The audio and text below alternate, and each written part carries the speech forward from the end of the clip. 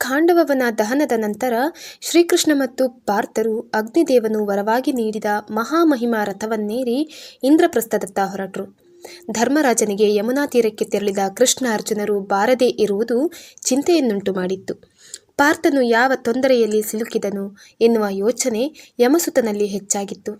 ಈ ವಿಷಯವನ್ನು ಭೀಮ ಮತ್ತು ನಕುಲ ಸಹದೇವರಲ್ಲಿಯೂ ಸಹ ತೋಡಿಕೊಂಡನು. ಭೀಮಸೇನನು, ಅಗ್ರಜ, ಇದೆಂತಹ ಯೋಚನೆ ನಿನ್ನದು? ಶ್ರೀಹರಿಯ ಜೊತೆಯಲ್ಲಿ ತೆರಳಿದ ಪಾರ್ಥನಿಗೆ ಎಂದಿಗಾದರೂ ತೊಂದರೆಯಾಗುವುದು ಸಾಧ್ಯವೇ? ಧೈರ್ಯವಾಗಿರು ಎಂದು ಸಂತೈಸಿದನು. ಅದೇ ಸಮಯ ಶ್ರೀಹರಿಯೊಂದಿಗೆ ಪಾರ್ಥನು ಇಂದ್ರಪ್ರಸ್ಥಕ್ಕೆ ಆಗಮಿಸಿದನು. ಪ್ರಜೆಗಳು ಜಯಕಾರ ಮಾಡಿದರು. ಅರ್ಜುನ, ನಾನು ಕೇಳಿದ ವಿಷಯ ನಿಜವೇ? ಖಾಂಡವನ ದಹನಕ್ಕೆ ಶ್ರೀಹರಿಯೊಂದಿಗೆ ನೀನು ರಕ್ಷಕನಾಗಿ ನಿಂತೆಯಂತೆ? ಶ್ರೀಹರಿಯತ್ತ ತಿರುಗಿ, ಯದುಕುಲ ತಿಲಕನೇ, ಏನಿದು ನಿನ್ನ ಮಾಯೆ ಎಂದು ಪ್ರಶ್ನಿಸಿದನು. ಮುರಾರಿಯು ಧರ್ಮಜನ ಸಂದೇಹವನ್ನು ಸೂಕ್ತ ಮಾತುಗಳಿಂದ ನಿವಾರಿಸಿದನು. ಖಾಂಡವನದಲ್ಲಿ ಅಡಗಿ ಕುಳಿತಿರುವ ಕೆಲ ದುಷ್ಟ ಜಂತುಗಳ ನಿವಾರಣೆಯೂ ಸಹ ಅತ್ಯವಶ್ಯಕವಾಗಿತ್ತು ಎಂದು ಶ್ರೀಹರಿಯು ಧರ್ಮರಾಜನಿಗೆ ವಿವರಿಸಿದನು. ಈ ಎಲ್ಲ ಘಟನೆಗಳು ನಡೆದು ಆಗಲೇ ಕೆಲ ದಿನಗಳು ಗತಿಸಿ ಹೋಗಿದ್ದವು. ಪ್ರಜೆಗಳು ನೆಮ್ಮದಿಯಾಗಿ ಬದುಕುತ್ತಿದ್ದರು. ಖಾಂಡವನ ದಹನವಾಗುವಾಗ ಅಲ್ಲಿಂದ ತಪ್ಪಿಸಿಕೊಂಡು ಪಾರಾಗಲು ಮಾಯಾಸುರನಿಗೆ ಪಾರ್ಥನು ಸಹಾಯ ಮಾಡಿದ್ದನು.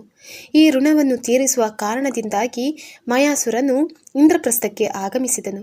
ಅರ್ಜುನನಿಗೆ ವಂದಿಸಿ, ಹೇ ಚಂದ್ರವಂಶ ಶ್ರೇಷ್ಠನೇ, ನೀನು ನನಗೆ ಪ್ರಾಣಭಿಕ್ಷೆ ನೀಡಿದಂತಹ ಶ್ರೇಷ್ಠನು.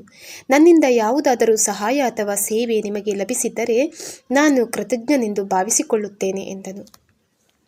ಶ್ರೀಕೃಷ್ಣನಿಗೆ ಸಭಾಮಂದಿರದ ಕುರಿತು ಯೋಚನೆ ಇತ್ತು. ಎಲೈ ಮಾಯಾಸುರನೇ, ನೀನೊಬ್ಬ ಶ್ರೇಷ್ಠ ಶಿಲ್ಪಿ ಎಂದು ನನಗೆ ತಿಳಿದಿದೆ. 3 ಲೋಕದ ಜನರು ಸಹ ಮೆಚ್ಚುವಂತಹ ಸುಂದರನಾದ ಪಾಂಡವರ ಯೋಗ್ಯತೆಗೆ ಸರಿಸಮವಾದ ಸಭಾಮಂದಿರವೊಂದನ್ನು ನೀನು ನಿರ್ಮಿಸಬೇಕು. ಈ ರೀತಿಯಲ್ಲಿ ಮಾಯಾಸುರನಿಗೆ ಆಜ್ಞೆ ಇತ್ತನು. ತಡ ಮಾಡದೆ ಮಾಯಾಸುರನು ಸಭಾಮಂದಿರದ ನಿರ್ಮಾಣದಲ್ಲಿ ತೊಡಗಿದನು. 100 ಕೆಲಸಗಾರರು ಕಾರ್ಯಮಗ್ನರಾದರು. 10,000 ಮೊಳಗಳಷ್ಟು ಉದ್ದವಾದ ಪ್ರದೇಶದಲ್ಲಿ ಮಂದಿರ ನಿರ್ಮಾಣ ಕಾರ್ಯ ಪ್ರಾರಂಭವಾಯಿತು. ಮಂದಿರದ ಬುನಾದಿಯನ್ನು ಪ್ರಸಿದ್ಧ ಕ್ಷೇತ್ರಗಳಿಂದ ತಂದಂತಹ ಕಲ್ಲುಗಳಿಂದ ನಿರ್ಮಿಸಲಾಯಿತು. ಮಂದಿರ ನಿರ್ಮಾಣವನ್ನು ಸಾವಿರಾರು ಜನರು ವಿಸ್ಮಯದಿಂದ ವೀಕ್ಷಿಸುತ್ತಿದ್ದರು. ವಿಪ್ರರು, ವೇಶ್ಯರು, ಸಕಲ ಕುಲ ಜಾತರು ಸಹ ಇಂತಹ ಸುಂದರ ಸಭಾಮಂದಿರವಿದು ಎಂದು ಉದ್ಗರಿಸಿದರು. ಸ್ವರ್ಗಲೋಕದ ಅಂದವನ್ನು ಮೀರಿಸುವಂತಹ ಅಂದವಾದ ಸಭಾಮಂದಿರದ ನಿರ್ಮಾಣವಾಯಿತು. ಭೂಲೋಕದಲ್ಲಿ ಮಾತ್ರವಲ್ಲ, ಪಾತಾಳ ಮತ್ತು ಸ್ವರ್ಗ ಲೋಕಗಳ ವಾಸಿಗಳು ಸಹ ಈ ಸಭಾಮಂದಿರವನ್ನು ನೋಡಿ ಮೆಚ್ಚಿಕೊಂಡರು.